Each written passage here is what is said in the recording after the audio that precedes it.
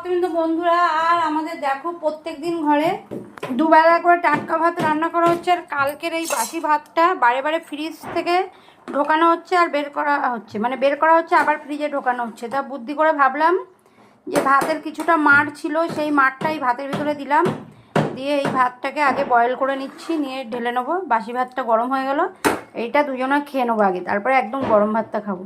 না হলে কি দাম চালের, এই ভাতটা পুরো নষ্ট হবে। আমার বরের বুদ্ধি শুনে লাস্টে এই ভাত রাখতে রাখতে আমি বাগানে দিয়ে দেবো। তার থেকে ভাই বাগানে দেওয়ার আগেই এটাকে খাওয়া যাক। কাপড়টা কোথায় ভাত উপর দিয়া?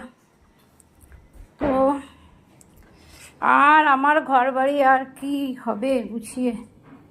তো এই যে এইখানে গরম ভাত হয়েছে, এই যে ঘি আলু সিদ্ধ দিয়ে।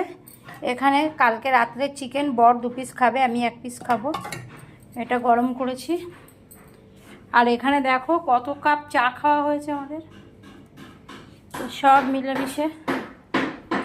আর এদিকে ভাতটা হয়ে গেছে, এই ভাতটা আগে খাবো।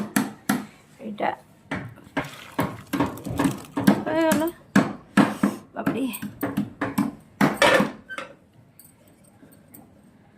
এই ভাতটা আগে খাবো।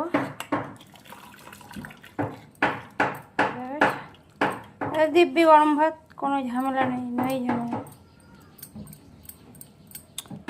এই ভাতটা যদি রেখে দিতাম, এই ভাতটা আর উঠতো না। আস্তে আস্তে ভাতটাকে বাগানে দিতে হতো। আমি চাই না ভাত এখন, যা সমস্যা বাবা।